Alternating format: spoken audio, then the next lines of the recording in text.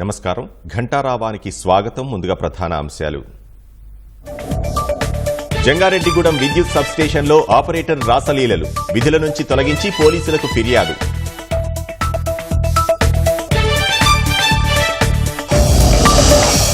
కోనసీమ జిల్లా పి గన్నవరంలో ఉపాధి కూలీలపై తేనెటీగల దాడి, 20 మందికి గాయాలు, ఆస్పత్రికి తరలింపు.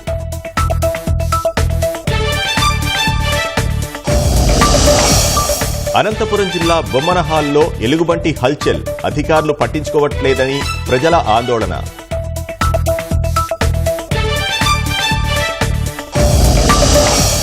మద్యం కేసులో ఢిల్లీ సీఎం కేజ్రీవాల్కు చుక్కెదురు, బెయిల్ పొడిగింపు పిటిషన్ విచారణకు సుప్రీంకోర్టు నిరాకరణ.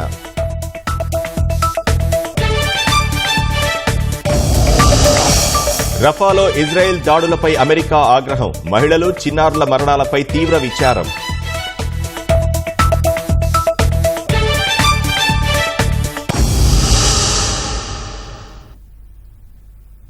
తెలుగుదేశం అధినేత చంద్రబాబు విదేశీ పర్యటన ముగించుకుని హైదరాబాద్ చేరుకున్నారు. శంషాబాద్ విమానాశ్రయానికి చేరుకున్న ఆయనకు పార్టీ నేతలు, కార్యకర్తలు ఘనస్వాగతం పలికారు. సుమారు 2 నెలలకు పైగా ఎన్నికల ప్రచారం కోసం వరుస పర్యటనలతో తలమునకలైన చంద్రబాబు విశ్రాంతి కోసం ఈ నెల 19న విదేశీ పర్యటనకు వెళ్లారు.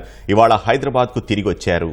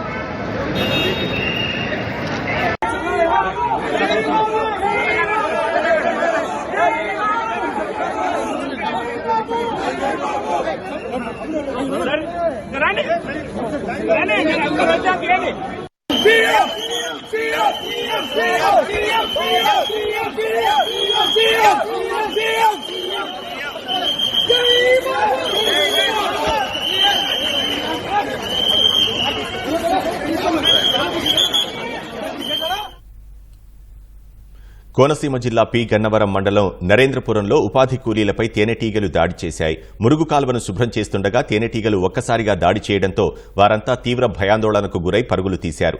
ఈ దాడిలో సుమారు 20 మంది కూలీలు గాయపడగా వారిని అంబులెన్స్లో పి గన్నవరంలోని సామాజిక ఆసుపత్రికి తరలించారు. ఇద్దరికి తీవ్రంగా గాయాలవ్వడంతో అమలాపురం ప్రభుత్వ ఆసుపత్రికి తీసుకువెళ్లారు.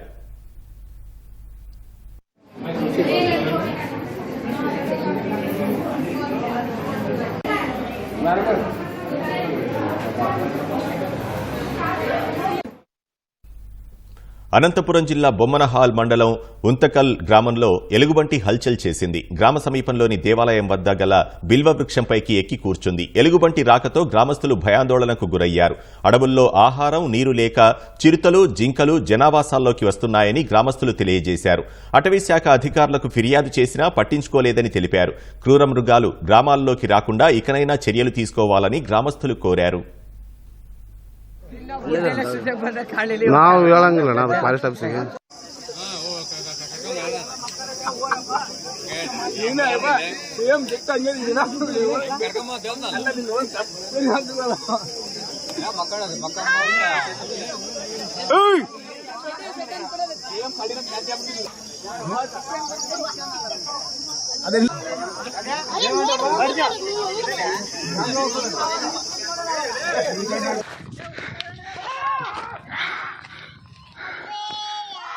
ಕೊಟ್ಟದಿಲ್ಲ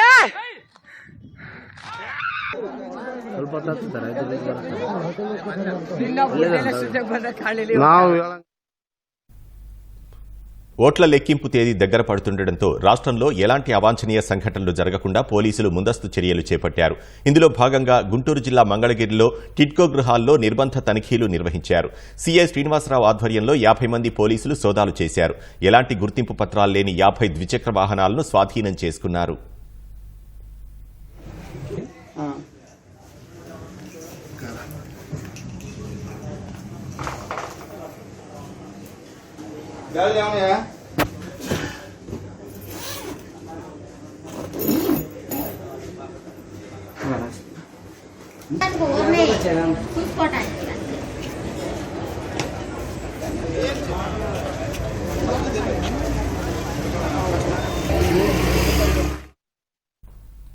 నెల్లూరు జిల్లా ఆత్మకూరు మండలం బసవరాజుపాలెంలో మంగళవారం అర్ధరాత్రి ఉద్రిక్తత నెలకొంది. పోలేరమ్మ జాతర సందర్భంగా గ్రూప్ డ్యాన్స్ కార్యక్రమాన్ని ఏర్పాటు చేశారు.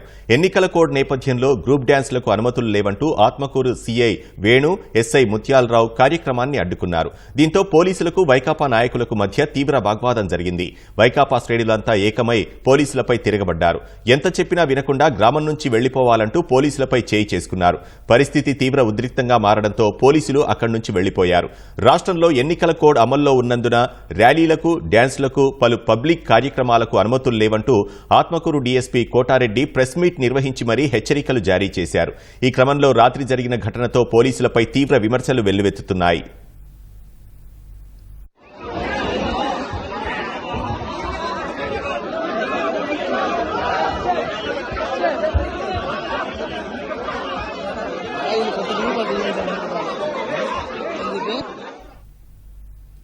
కలుషిత జలాలు నగర ప్రజలను కాటేస్తున్నాయి. మురిక్కాల్వల్లో వేసిన పైప్ లైన్లు, తుప్పుపట్టి పగిలిపోయిన లీకేజ్ కారణంగా కలుషితమవుతున్న తాగునీరు పట్టణ నగరవాసుల ఆయువు తీస్తోంది. అనారోగ్యంతో అనేక మంది ఆసుపత్రుల పాలవుతున్నారు. మొన్న గుంటూరు, నేడు విజయవాడలో నిండు ప్రాణాలు బలైన ప్రభుత్వ యంత్రాంగం మొద్దునిద్ర వీడటం లేదు. ఇంటింటికి రక్షిత తాగునీరు అందిస్తామన్న పాలకుల హామీలు బుట్టదాఖలయ్యాయి. నగర ప్రజలకు సురక్షిత నీరు కరువైంది. కలుషిత నీటితో ప్రజల ప్రాణాలు గాల్లో దీపంలా మారాయి. తుప్పుపట్టిన తాగునీటి పైపులు ప్రజల ఆరోగ్యాన్ని హరిస్తున్నాయి. ఈ ఏడాది ఫిబ్రవరిలో కలుషిత నీరు తాగి గుంటూరులో 3 చనిపోగా 200 మందికి పైగా అనారోగ్యంతో ఆసుపత్రుల్లో చేరారు. అయినా ప్రభుత్వ యంత్రాంగం అలసత్వం వీడకపోవడంతో విజయవాడ మొగల్రాజపురంలో కలుషిత జలాలు తాగి 2 రోజుల వ్యవధిలోనే 2 బలయ్యారు. మరో 26 మంది వాంతులు, విరేచనాలతో ఆసుపత్రుల్లో చేరారు. అస్వస్థతకు గురవుతున్న వారి సంఖ్య క్రమంగా పెరగడం ఆందోళన కలిగిస్తోంది.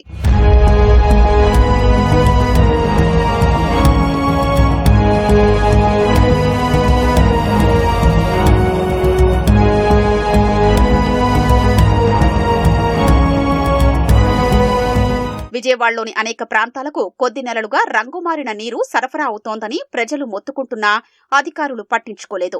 మొగల్రాజపురం పటమటవారి వీధిలో పైపుల్లో వస్తున్న నీరు రంగుమారి దుర్వాసన వస్తోందంటూ ప్రజలు ఫిర్యాదు చేసినా నివారణ చర్యలు చేపట్టలేదు. తుప్పుపట్టిన పైపులైన్లు మార్చేందుకు ప్రయత్నించలేదు. నగర శివారు ప్రాంతాలకు ఇప్పటికీ రంగుమారిన నీరే సరఫరా అవుతోంది. తాగునీటి కుళాయి కనెక్షన్లకు మీటర్లు బిగించడం, ఛార్జీల పెంపుపై ప్రభుత్వం చూపిస్తున్న శ్రద్ధ ప్రజల ఆరోగ్యంపై చూపడం లేదు. దశాబ్దాల క్రితం వేసిన తాగునీటి పైపులైన్లు పూర్తిగా తుప్పుపట్టి శిథిలావస్థకు చేరాయి. వాటి స్థానంలో కొత్తవి ఏర్పాటు చేయాల్సి ఉన్నా ఈ 5 ఏళ్లలో కనీసం ఒక్క చోట కూడా మార్చలేదు. రాష్ట్ర వ్యాప్తంగా 123 పుర, నగరపాలక సంస్థల్లో 18,240 కిలోమీటర్ల మేర తాగునీటి పైపులైన్లలో 40% వరకు పాడయ్యాయి. వీటిలో 5,034 కిలోమీటర్ల మేర అత్యంత అధ్వాన్నంగా ఉన్నాయి. పైపులకు తుప్పుపట్టి రంధ్రాలు పడ్డాయి. అత్యధిక చోట్ల పైపులు మురుగు కాలువల్లో వాటికి పక్కనే ఉండడంతో ఆ నీరు తాగునీటి పైప్ లైన్లలో కలిసిపోతోంది. ఫలితంగా ప్రజలు అనారోగ్యానికి గురై ప్రాణాలు విడుస్తున్నారు. వాటర్ వల్ల ఏదో ట్రబుల్ వచ్చి మొత్తాన్ని మా అమ్మగారు, మా నాన్నగారు వాంతులు, రేషనాలు 5 రోజులు హాస్పిటల్ అండి. మహా ఇబ్బంది పడ్డాం. ప్లస్ వాళ్ళే కాకుండా దగ్గర 15 మంది దాకా ఉన్నారు సార్. ఆ రోడ్లో దగ్గర 15-20 మంది ఉన్నారు సార్. ప్రెజెంట్ గా పక్క సందుల్లోకి వెళ్ళి ఎంక్వైరీ చేస్తే ఇంకా దగ్గర 300 మంది వస్తారు సార్. ఓన్లీ నీళ్ళ వల్లే అనుకుని ఉన్నాం మేము. మాకు తెలుసు దాంట్లో నల్లగా డస్ట్ వస్తుంది సార్. వాటర్లో నీళ్ళు పెట్టి బకెట్లో కానీ బిందులో కానీ పెట్టామనుకోండి, లాస్ట్లో చూస్తే దాంట్లో అడుగున చిన్న చిన్న నల్లగా చుక్కలలో ఉన్నాయి డస్ట్. దాని గురించి చాలా మంది చెప్పాం సార్, ఎవరు పట్టించుకోవాలి ఇంతవరకు. 3 ఈరోజులు అయినాయి, 3 వాంతులు అయినాయి. సెలైన్లు పెట్టించాం, బాగానే ఉన్నాడు. 10ంటికి సీరియస్ అయింది. ఏరే హాస్పిటల్ తీసుకెళ్ళాం, మా వల్ల కాదన్నారు. ఏరే హాస్పిటల్ తీసుకెళ్తే మధ్యలోనే ప్రాణం పోయింది. 10 రోజుల నుంచి అయ్యా నీళ్లు బాగా ఇదిగా ఉంది. డ్రైనేజ్ నీళ్లు సమస్య. అత్తయ్యని మామయ్యని హాస్పిటల్లో చేర్చాము. వీళ్ళు నీళ్ళ సమస్య అని చెప్పారు డాక్టర్ గారు. అప్పుడు మేము వెళ్తే అప్పుడు నేను ఉన్నాను. బాగట్లేదు నీళ్లు, వాటర్ బాగా అసలు బాగా మురుగులుగా వస్తున్నాయి. ఎరుపు నలుపు అట్లా వస్తున్నాయి. ఏంటంటే బాగు చేస్తున్నాము, ట్యాంక్ ఇది కడుగుతున్నాము అన్నారు. వారం 10 రోజులు మాట అట్లాగే వస్తున్నాయి నీళ్లు. మంచినీళ్ళు అయ్యే పట్టుకున్నా తెలియదు కదా, తాగేస్తున్నారు తేరుకున్నాక. ఇట్లా వస్తున్నాయి జనాలకి. ఇదే మోషన్స్, వాంతులు అట్లా అవుతున్నాయి. హాస్పిటల్లో జాయిన్ అవుతున్నారు. వచ్చిన వాళ్ళు వస్తున్నారు, జారిన వాళ్ళు జారుతున్నారు బాబు. మొగలరాజపురంలో వాటర్ పొల్యూషన్ చాలా తీవ్రంగా ఉంది. మురికి వాటర్ వస్తుంది. వాటర్ ట్యాంకులు సరిగ్గా క్లీన్ చేయట్లేదు. క్లీన్ చేయకపోవటం వల్ల కూడా ఈ డస్ట్ అయిపోతుంది. అదే డ్రైనేజీ వాటరు కలిసిపోవటం వల్ల కూడా కొన్ని ప్రాబ్లమ్స్ అనేది వస్తాయి. తాగునీటి కలుషితానికి తుప్పు పట్టిన పైపు లైన్లు ఒక కారణమైతే రిజర్వాయర్లు సరిగా శుభ్రం చేయకపోవడం, బోరు నీరు ప్రజలకు నేరుగా సరఫరా చేయడం మరో కారణమని తెలుస్తోంది. నీటి శుద్ధి కేంద్రాల నుంచి వచ్చే నీటిని రిజర్వాయర్ల ద్వారా ఇళ్లకు సరఫరా చేస్తుంటారు. వీటిలో నాచు, బురద పట్టకుండా 6 నెలలకోసారైనా శుభ్రం చేయాలి. ఇందుకోసం టెండర్లు పిలుస్తున్నా పనులైతే సరిగా జరగడం లేదు. గుత్తేదారులతో ఇంజనీర్లు కుమ్మక్కై మమా అనిపించి బిల్లులు స్వాహా చేస్తున్నారన్న ఆరోపణలు ఉన్నాయి. ఒక 31 ఇంటి నుంచి లూజ్ మోషన్ కంప్లైంట్స్ మనకి వచ్చింది. ప్రతి కేస్ డిఎంహెచ్ఓ సొంతంగా అంటే ఎన్టీఆర్ డిస్ట్రిక్ట్ డిఎంహెచ్ఓ సొంతంగా వెళ్ళి అది చూడడం కూడా జరిగింది. అంటే భయపడాల్సిన అవసరం లేదు, ప్రాబ్లం ఏం లేదు. మనం ఒక వాటర్ పొల్యూషన్ ద్వారా ప్రాబ్లం వస్తుంది అంటే చాలా చోట్ల వస్తుంది. ఇది ఒక్క కేసు మాత్రమే వచ్చింది కాబట్టి ప్రాబ్లం లేదు. అయినా సరే మీరు దయచేసి ఇప్పుడు వర్షాకాలం కూడా కొద్దిగా మన స్టార్ట్ అయింది కాబట్టి ఆ వెదర్ చేంజ్ కూడా ఉంది కాబట్టి దయచేసి మీరు వాటర్ ఖచ్చితంగా హీట్ చేసుకుని అంటే బాయిల్ చేసుకున్న తర్వాత మాత్రమే, అంటే కొంచెం సేపు ఆగిన తర్వాత మాత్రమే మీరు తాగాలి. నదుల్లో నీటి ప్రవాహం తగ్గడం, జలాశయాలు అడుగంటడంతో 6-7 నగరాల్లో ఈ ఏడాది వేసవిలో తాగునీటి సరఫరాకు ఇబ్బందులు ఏర్పడ్డాయి. ప్రత్యామ్నాయంగా బోర్లు తవ్వించి నీటిని నేరుగా రిజర్వాయర్లలో నింపి ప్రజలకు సరఫరా చేస్తున్నారు. నీటిని శుద్ధి చేయనందున ప్రజలు అనారోగ్యానికి గురవుతున్నారు. విజయవాడలో పలు ప్రాంతాలకు ఈ విధంగానే నీరు సరఫరా అవుతోంది. ప్రకాశం, చిత్తూరు, నెల్లూరు, కర్నూలు, అనంతపురం జిల్లాల్లో పలు పురపాలక సంఘాల్లోనూ ఇదే పద్ధతి అనుసరిస్తున్నారు. అనంతపురం, ప్రకాశం, కృష్ణా, గుంటూరు జిల్లాల్లో ఇటీవల అనేక మంది వాంతులు, విరేచనాలతో ఆసుపత్రుల్లో చేరారు. ఏలూరు జిల్లా జంగారెడ్డిగూడెం విద్యుత్ సబ్స్టేషన్లో ఓ ఉద్యోగి అసాంఘిక కార్యక్రమాలకు పాల్పడ్డాడు. షిఫ్ట్ ఆపరేటర్గా పనిచేస్తున్న మహేష్ రెడ్డి అనే వ్యక్తి కార్యాలయంలోనే మద్యం సేవించి ఓ మహిళతో రాసలీలలు నెరిపిన ఘటన వెలుగు చూసింది. విషయం తెలుసుకున్న అధికారులు విచారణ జరిపి అసాంఘిక కార్యక్రమాలకు పాల్పడినట్లు నిర్ధారించారు. మహేష్ రెడ్డిని విధుల నుంచి తొలగించి పోలీసులకు ఫిర్యాదు చేసినట్లు అధికారులు తెలిపారు. మహేష్ రెడ్డి అతను అవుట్ సోర్సింగ్ షిఫ్ట్ ఆపరేటర్ గా పనిచేస్తున్నాడు. ఇతను అసాంఘిక చర్యలకు పాల్పడినట్టు ఇక్కడ స్థానికులు వచ్చి తెలియ వెంటనే మా సిబ్బంది అధికారులు కూడా వెంటనే వచ్చారు. దాని మీద చర్య చేయడం జరిగింది. పోలీస్ స్టేషన్ లో ఎఫ్ఐఆర్ నమోదు చేయడం జరిగింది. అలాగే భవిష్యత్తులో కూడా ఇటువంటి ఎక్కడా కూడా ఏ విధమైనటువంటి అసాంఘిక చర్యలు కానీ ఏ కార్యక్రమాలు జరగకుండా చర్యలు తీసుకుంటామని ఈ సందర్భంగా తెలియపరుస్తుంది. గుక్కెడు నీటి కోసం గుంటూరు శివారు కాలనీ వాసులు అల్లాడుతున్నారు. మండు వేసవిలో దాహమో రామచంద్ర అంటూ వేడుకుంటున్నారు. ఎన్నికల వేళ హడావుడిగా పైప్లైన్లు వేసి దాహార్తిని తీర్చిన పాలకులు పోలింగ్ ముగియగానే సరఫరా నిలిపివేశారు. దాదాపు 2 వారాల నుంచి తాగునీరు రావట్లేదని, అప్పుడప్పుడు వచ్చే 1-2 ట్యాంకర్లు సరిపోవట్లేదని స్థానికులు వాపోతున్నారు. గుంటూరు ప్రజలను తాగునీటి కష్టాలు వెంటాడుతున్నాయి. నగరంలో అధికారికంగా 10 లక్షల మంది జనాభా నివసిస్తుండగా ఉపాధి కోసం ఇతర ప్రాంతాల నుంచి వచ్చిన వేలాది మంది శివారు కాలనీల్లో జీవనం సాగిస్తున్నారు. నగరపాలక సంస్థ ప్రజలకు తాగునీరు అందించేందుకు సమగ్ర తాగునీటి పథకం కింద 460 కోట్లు, అమృత్ పథకం కింద మరో 33 కోట్లు వెచ్చించిన శివారు కాలనీ వాసులకు మాత్రం దాహార్తిని తీర్చలేకపోతోంది. పాత గుంటూరులోని సుద్దపల్లి డొంక, ప్రగతి నగర్ తో పాటు ఇన్నర్ రింగ్ రోడ్డు పరిసర కాలనీలైన Annapurna Nagar, inner ring road, Pragathi Nagar, Mother Teresa colony, Palakaluru road, rail కట్టలోని ప్రజలు నీళ్లు లేక ఇబ్బందులు పడుతున్నారు.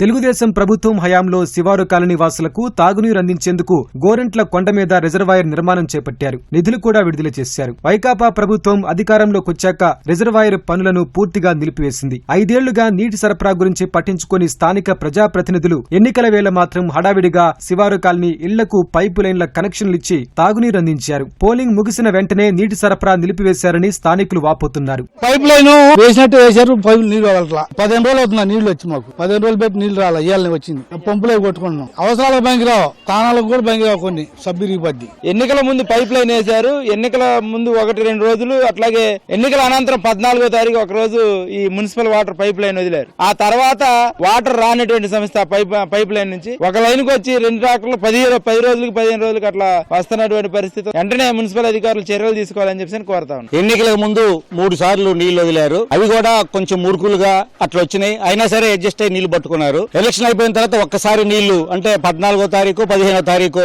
నీళ్లు వదిలారు. అప్పటి నుంచి ఇప్పటిదాకా నీళ్లు వదలట్లేదు. 108 ఇళ్లకు 3 బోరింగ్లు ఉన్నాయి. ఎండాకాలం కావటం వల్ల బోరింగ్లో నీళ్లు కూడా సరిపోను రావట్లా.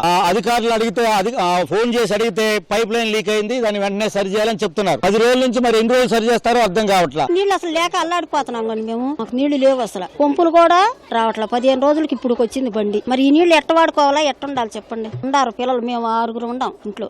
మరి సరిపోతాయా చాలాగా? పైపు లైన్ల ద్వారా తాగునీరు రావట్లేదని స్థానికులు నగరపాలక సంస్థ అధికారుల దృష్టికి తీసుకెళ్లారు. అధికారులు మాత్రం నామమాత్రంగా 4 రోజులకు ఒకసారి ట్యాంకర్లు పంపిస్తున్నారు. ట్యాంకర్ల ద్వారా అందించే నీరు ఏ మూలకు రావట్లేదని స్థానికులు ఆవేదన వ్యక్తం చేస్తున్నారు. మున్సిపాలిటీ వాళ్ళకి 4 రోజుల నుంచి ఇన్ఛార్జి గారికి ఫోన్ చేస్తున్నాం. ఇదిగమ్మా అదిగమ్మని ఇప్పుడు పంపించాడు. అది 18 రమ్ములు వస్తాయి. ఈ 18 రమ్ములు నీళ్లు ఈ లైన్ మొత్తం ఎంతమంది పట్టుకోవాలి, ఎలా వాడుకోవాలి మాకే అర్థం కావట్లా. లీటర్ల చొప్పున వాడుకోవాల్సి వస్తుంది. మాకు నీళ్లు కూడా బిందెల లెక్క కూడా మాకు అవకాశం లేదు. అందరం అది ఇప్పుడు గొడవ 2 రమ్ములే వస్తున్నాయని, అటు వాళ్ళకి రాలేదని వాళ్ళకి గొడవ, ఇటు మేము రాలేదని మాకు గొడవ. ఈ లైన్ కి 2 రమ్ములే వచ్చేది. 2 రమ్ములు వస్తే ఏం సరిపోతాయండి? 4 రోజులకి రావు కదా. రోజు మార్చి రోజన్నా 2 రోజులకు ఒకసారన్నా పంపించమని మేము కోరుకుంటాం. నా 3 కుటుంబాలు ఉంటాయి. పిల్లల తల్లులు కోడళ్ళు అని అందరు ఉంటారు. నోపటి వాళ్ళు ఉంటే 2 ఉంటాం. వాళ్ళకు ఉండాలి కావాలి కదా నీళ్లు. ఏ లైన్ కి ఆ లైన్ కి 3 ట్యాంకులు అయితేనే సరిపోదు. అది కూడా 2 రోజులకు ఒకసారి అయితేనే.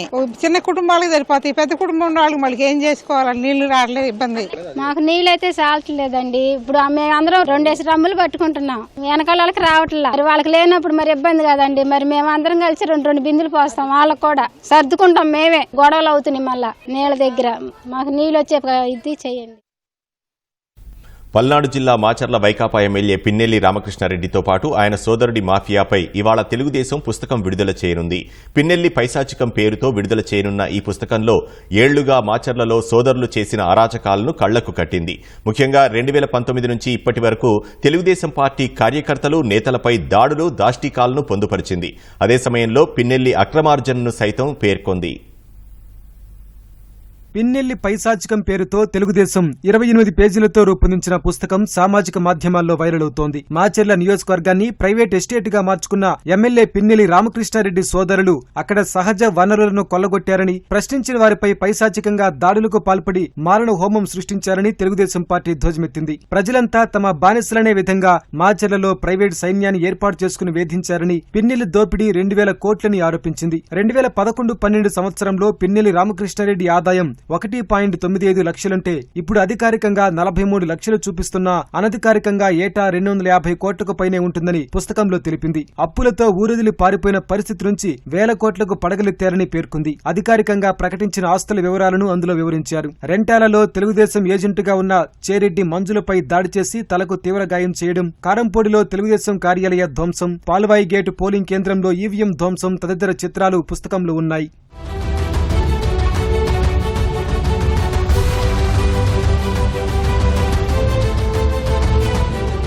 పిన్నెల్లి మాఫియా 8 హత్యలు చేసిందని, అన్ని వర్గాలపై 79 దాడులు చేసిందని పుస్తకంలో తెలుగుదేశం పార్టీ వివరించింది. ఎమ్మెల్యేకు వ్యతిరేకంగా మాట్లాడడంతో పాటు తెలుగుదేశం జెండా పట్టుకుని తిరిగారంటూ గుండ్లపాడులో తెలుగుదేశం నాయకుడు చంద్రయ్యను దారుణంగా హతమార్చారని దుయ్యబట్టింది. స్థానిక సంస్థల ఎన్నికల్లో పార్టీ మద్దతుదారులను కలిసేందుకు వెళ్లిన బొండా ఉమామహేశ్వరరావు, బొద్దా వెంకన్నలపై మాచర్లలో ఎమ్మెల్యే పిన్నెల్లి అనుచరుడు తురక కిషోర్ హత్యాయత్నం చేశారని పొందుపరిచింది. 30 కిలోమీటర్ల మేర వెంటాడి రాళ్లు, రాడ్లు, కర్రలతో దాడికి తెగబడ్డారని తెలిపింది. తాగునీరు అడిగిన నేరానికి రెంటచింతల మండలం మల్లవరం తండాలో బాణవత్తు సామునిబాయిను హతమార్చారని, ఎన్నికల సందర్భంగా మొత్తం 79 దాడులు చేయగా అందులో ఎస్సీ, ఎస్టీ, బీసీ మైనార్టీలపైనే 51 ఉన్నాయని వివరించింది. మాచర్ల పట్టణం, కంభంపాడు, ఒప్పిచెర్ల, కేపీగూడెం, కొత్తూరు, రెంటాల, కాకానివారిపాలెం, తుమ్రుకోట, కండ్లకుంట, పోలేపల్లి, పాల్వాయిగేటు, రాయవరం, పట్లవీడు తదితర ప్రాంతాల్లో బాధితుల పేర్లతో కూడిన జాబితాను ప్రస్తావించారు. ఆత్మకూరులో దళితుల బహిష్కరణ, పోలింగ్ కేంద్రాన్ని వదిలి వెళ్లాలంటూ ఏజెంటుకు వీడియో కాల్ తదితర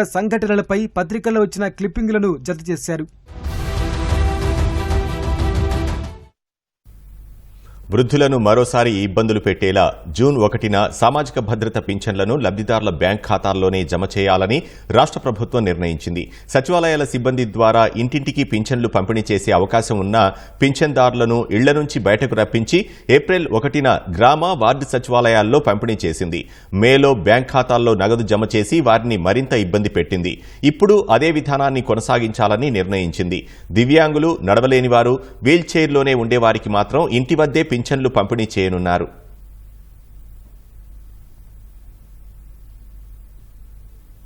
పిడుగుల కారణంగా జరుగుతున్న ప్రమాదాల నివారణకు ఎప్పటికప్పుడు అప్రమత్తత హెచ్చరికలు జారీ చేస్తున్నట్లు ఏపీ విపత్తు నిర్వహణ సంస్థ తెలిపింది. జిల్లా అధికారుల స్థాయి నుంచి క్షేత్రస్థాయిలో వ్యక్తి వరకు మొబైల్ ఫోన్లకు మెసేజ్లు పంపి అప్రమత్తం చేస్తున్నామంటున్న ఏపీ విపత్తు నిర్వహణ సంస్థ ఎండీ ఆర్ కూర్మనాథ్తో ఈటీవీ ముఖాముఖి. చాలా వర్షాలతో వచ్చేటువంటి పిడుగుపాట్లు తీవ్రమైనటువంటి ప్రాణ నష్టాన్ని కలుగజేస్తున్నాయి. దీనికి సంబంధించి రాష్ట్ర విపత్తు నిర్వహణ సంస్థ కూడా ముందుగానే హెచ్చరికలు కూడా ప్రజలకు జారీ చేస్తుంది. దీనికి సంబంధించి మనతో మాట్లాడడానికి ఆ సంస్థ ఎండీ రోణంకి కోర్మనాథ్ ఉన్నారు. సార్, ఈ పిడుగుపాట్లు ఎప్పుడెప్పుడు సంభవిస్తాయి, ఎలా సంభవిస్తాయి, దాన్ని అప్రమత్తత హెచ్చరికలు ఎలా జారీ చేస్తున్నారు? అందరికీ నమస్కారం అండి. ఈ పిడుగుపాటుకి సంబంధించి ఏంటంటే మనకిప్పుడు రెగ్యులర్గా ఏంటంటే ఈ రైనీ సీజన్లో కానీ తర్వాత ఏంటంటే మనకి ఏదైతే వర్షం వచ్చి ముందు ఉరుములు మెరుపులు ఏవైతే వస్తాయో ఆ టైం అప్పుడు ఏంటంటే పిడుగులు పడే అవకాశం ఉంటుంది. ఆ టైంలో ఏంటంటే మనకి కరెక్ట్గాను దాని తాలూకా ఇన్ఫర్మేషన్ మనకి ఐఎండీ నుండి వచ్చిన తర్వాత ఇమీడియట్లీగా మనం ఏం చేస్తామంటే ఏపీ అలర్ట్ అండ్ క్యాప్ అని చెప్పేసి ఒక 2 కమ్యూనికేషన్స్ మోడ్ ఆఫ్ కమ్యూనికేషన్స్ ఏవైతే ఉన్నాయో దాని ద్వారా ఏంటంటే మనం ప్రజలకి ఎక్కడైతే పిడుగుపడే అవకాశం ఉందో అక్కడ ఇమీడియట్లీగానే ప్రజలందరికీ కూడా మెసేజ్ పంపించడం జరుగుతుంది. ఆ రకంగా మేము ఏంటంటే అలర్ట్ చేస్తున్నాము. ఎలాంటి జాగ్రత్తలు తీసుకోవాలి? పిడుగులు పడే సమయంలో బహిరంగ ప్రదేశాల్లో ఉండొచ్చు, లేదా రైతులు కావచ్చు, ఎలాంటి జాగ్రత్తలు తీసుకోవాలి? దానికి సంబంధించినటువంటి మీరు ప్రచార పోస్టర్లు ఏమైనా తయారు చేశారు? ఐఈసీ మెటీరియల్ ఆల్రెడీ తయారు చేయడం జరిగింది, పంపించడం జరిగింది. ఇక్కడ డిస్ప్లేలో చూస్తున్నారు మీరు. సుమారుగా ఒక 10 టైప్స్ ఆఫ్ ఇది ఉంటాయండి. ఇక్కడ ఏదైతే మనం ఇప్పుడు పిడుగులు వచ్చే అవకాశం ఏదైతే ఉందో అక్కడ ఇమీడియట్లీ కానీ బయట ఎక్కడ కూడా వాళ్ళు ఉండకూడదు. అండ్ రెండోది పొలాల్లో పనిచేస్తున్న వాళ్ళు, అలాగే మీకు ఇప్పుడు చెప్పాను నేను ఈ గొర్రెల కాపర్లు కానీ అటువంటి వాళ్ళు ఎవరైతే ఉన్నారో వాళ్ళు సురక్షితమైన భవనాల్లోకి వెళ్ళాలి. అలాగే బహిరంగ ప్రదేశాల్లో ఉంటే రబ్బర్ చెప్పులు ఇవన్నీ కూడాను ధరించాలి అండ్ మోకాల మీద కూర్చొని ఉండాలి. అలాగే ఇంట్లో ఉన్నట్టయితే కిటికీలు తలుపులు అవన్నీ కూడా మూసి ఉండాలి. And at the same time electronic gadgets ఏవైతే ఉన్నాయో అలాగే ఎలక్ట్రికల్ యూటెన్సిల్స్ ఏవైతే ఉన్నాయో అవన్నీ కూడా క్లోజ్ చేసుకోవాలి. మీ అందరికీ తెలుసు ఈ పిడుగు పడుతున్నప్పుడు ఏంటంటే టీవీలు పోయాయి అని చెప్పి, ఫ్రిడ్జెస్ పోయాయి అని చెప్పేసి మనం చాలా దగ్గర వింటూనే ఉన్నాం. అండ్ కంప్లైంట్స్ కూడా వస్తుంటాయి. అటువంటివి ఏమైనా ఉంటే స్విచ్ ఆఫ్ చేసుకోవడం మంచిది. అట్ ది సేమ్ టైం స్నానం చేయడం కానీ, వాటర్లో ఉండడం కానీ ఇటువంటివి ఏవి కూడా ఉండకూడదు. అండ్ ఐరన్ అండ్ వాటర్కి సంబంధించినవి ఏవి కూడా చేత్తో ముట్టుకోకూడదండి. ఇటువంటి జాగ్రత్తలు తీసుకుంటే మనం ఏంటంటే పిడుగుపాటు గురవకుండా ఉండొచ్చు. అప్పటికీ కూడా మనకి ఏమైనా కానీ జరిగితే మాత్రం ఇమీడియట్గా దగ్గరలో ఉన్న సిఎస్సి కానీ పిహెచ్సి కానీ తీసుకెళ్ళి అత్యవసరమైన వైద్య సదుపాయాన్ని కానీ మనం కల్పిస్తే మాత్రం అటువంటి వాళ్ళని ప్రాణాపాయం నుండి మనం రక్షించవచ్చు. అంటే మీరు సాంకేతికతను వాడుతున్నామని చెప్పంటున్నారు, లాస్ట్ మైల్ వరకు మెసేజ్లు పంపిస్తూ ఉంటారు. ఏ తరహా మెసేజ్లు పంపిస్తున్నారు? అంటే మామూలు స్మార్ట్ ఫోన్లు అందరికీ ఉండవు, అందరూ యాప్లు వేసుకోలేరు. సాధారణమైనటువంటి ప్రజలకు కానీ చదువుకునే వాళ్ళు గుర్తించేందుకు వీలుగా మీరు ఎలాంటి చర్యలు తీసుకుంటున్నారు? SMS ద్వారానే పంపిస్తున్నాం. ఎందుకంటే ఇప్పుడు మేము వాట్సాప్ మెసేజ్లు కావు, SMS ద్వారానే పంపిస్తున్నాం. అది బోత్ తెలుగు అండ్ ఇంగ్లీష్లో ఉంటుంది. తర్వాత దీన్ని పిడుగుల్ని విపత్తుగా పరిగణించే అవకాశం ఉందా? దానికి పరిహారం ఏ విధంగా అందిస్తారు? వాటికి సంబంధించిన రిపోర్ట్స్ మాకు వస్తున్నాయండి. వచ్చినప్పుడు దానికి సంబంధించి మనం ఏంటంటే పరిహారం కూడా అందజేస్తున్నాము, టైమ్లీ అందజేస్తున్నాము. ఇప్పటి వరకు మాకు అటువంటి ఏవి కూడా పెండింగ్ అయితే ఇష్యూస్ ఏమి లేవండి మా దగ్గర. ఇప్పటివరకు ఈ సీజన్కి సంబంధించి ఎంతమందికి? 15 మెంబర్స్ అండి మొత్తం. ఇంతవరకు కూడా ఈ సీజన్లో మనకి ఇప్పుడు నేను చెప్పాను 3 జిల్లాల్లో మేజర్గాను పల్నాడు, అల్లూరు సీతారామరాజు అండ్ ఏలూరు జిల్లాల్లో మోస్ట్ ఆఫ్ ఇది జరిగాయి. ఈ రీసెంట్ టైంలో 15 మెంబర్స్ చనిపోవడం జరిగింది. ఆ రిపోర్ట్స్ వచ్చిన వెంటనే టైంలీ మనం ఏంటంటే వాళ్ళకి పరిహారం చెల్లిస్తాం. మొత్తానికి ఏపీ రాష్ట్ర విపత్తుల నిర్వహణ సంస్థ చెప్తుంది. ప్రత్యేకించి అరగంట ముందు వరకు కూడా ఈ పిడుగులు పడేటువంటి సమాచారాన్ని ఈ తరహాలో ఫ్లాష్ అయ్యే మెసేజ్ల ద్వారా ఈ తరహాలో ఏ ప్రాంతంలో పిడుగులు పడుతున్నాయన్న దాని మీద ఐఎండీ నుంచి సమాచారం అందుకున్న వెంటనే రాష్ట్ర విపత్తుల నిర్వహణ సంస్థ నేరుగా సంక్షిప్త సందేశాల ద్వారా ఫోన్లకి మెసేజ్ పంపిస్తుంది. అలాగే ఈ సంబంధించినటువంటి విపత్తు నిర్వహణ సంబంధించినటువంటి జారీ చేసినటువంటి చేయవలసినవి చేయకుండా ఉన్నటువంటి కొన్ని జాగ్రత్తలను కూడా స్పష్టం చేస్తుంది. అలాగే పిడుగుపాటుకు గురి కాకుండా తీసుకోవాల్సినటువంటి జాగ్రత్తలు తదితర ప్రాంతాల్లో ఏ ప్రాంతాల్లో పడతాయన్నటువంటి ముందస్తు హెచ్చరికలు కూడా జారీ చేస్తూ ఎప్పటికప్పుడు అప్రమత్తత చేస్తూ రాష్ట్ర ప్రజలందరినీ కూడా అప్రమత్తం చేస్తూ ఉంది. కెమెరాపర్సన్ స్వామితో కలిసి Dhananjay, ETV news, Vijayawada. Power ప్రాజెక్టుల పేరుతో జగన్ అస్మదీయులు రెచ్చిపోయారని భాజపా ఆరోపించింది. 4 లక్షల ఎకరాల భూమిని జగన్ అస్మదీయులు భూదోపిడీకి తెరలేపారని భాజపా నేత లంకా దినకర్ మండిపడ్డారు. పెట్టుబడి సామర్థ్యం, అనుభవం లేకపోయినా లక్షల ఎకరాలు వైకాపా ప్రభుత్వం కట్టబెట్టిందని ధ్వజమెత్తారు. వైకాపా భూదోపిడీపై రాబోయే ప్రభుత్వం విచారణ జరిపించాలని ఆయన కోరారు. ఒకటి షిరిడి సాయి ఎలక్ట్రికల్ లిమిట్స్ అనేటటువంటి సంస్థ, అలాగే ఇండో సోలార్ అనేటటువంటి సంస్థ. ఈ రెండు సంస్థలు కూడా రాష్ట్రంలో భూవనరులు అప్పనంగా అప్పగించేయడానికి జగన్మోహన్ రెడ్డి గారు ఆయన యొక్క పాలనలో అతి తీవ్ర ప్రయత్నం చేశారు. వారికి దోచిపెట్టారు. జగన్మోహన్ రెడ్డి గారికి విశ్వేశ్వర రెడ్డి గారు ఒక రకంగా చెప్పాలంటే కిప్రోకో నడిచింది వాళ్ళిద్దరి మధ్య. ఈ మధ్య కాలంలో జరిగినటువంటి సార్వత్రిక ఎన్నికలు ఏదైతే అసెంబ్లీ పార్లమెంట్ ఎన్నికలు కూడా వేలాది కోట్ల రూపాయలు వైకాపా అభ్యర్థులకి షిరిడి సాయి ఎలక్ట్రికల్స్ అధినేత విశ్వేశ్వర రెడ్డి గారి దగ్గర నుంచి అందాయి. అలాగే ఈ షిరిడి సాయి ఎలక్ట్రికల్స్, ఇండోసెల్ తో పాటు ఇంకొక కంపెనీ ఉందండి, axis energies infrastructure private limited అనేటటువంటి కంపెనీ. రవికాంత్ రెడ్డి గారు అని చెప్పి ఈ ఇండోసెల్ కంపెనీలో కూడా ఆయన కూడా భాగస్వామ్యంగా ఉన్నారు. ఈ కంపెనీ ఆగడాలని ప్రశ్నించాం. అవకతవకలన్నింటినీ లేవనెత్తిన తర్వాత దాదాపు 794.90 మెగావాట్ల పవర్ ప్రాజెక్ట్ ఆ కంపెనీది ఈఆర్సీ రద్దు చేసిందండి. ఇదే కంపెనీకి రాయలసీమ ప్రాంతంలో వేలాది ఎకరాలు విండ్, సోలార్, హైబ్రిడ్ పవర్ ప్రాజెక్టుల కోసం కట్టబెట్టడానికి అతి తీవ్ర ప్రయత్నం జరిగింది. ఆ ప్రాసెస్ కూడా కొనసాగుతా ఉంది. ఇప్పటికే ఇండోసోల్ కి సంబంధించి, షిరిడి సాయికి సంబంధించి కర్నూలు, అనంతపూర్, కడప ఈ జిల్లాల్లో దాదాపు 32,000 ఎకరాల భూమిని ఈ 3 జిల్లాల్లో ఇప్పటికే వారికి దారాదత్తం చేశారు నామమాత్రపు ధరకి.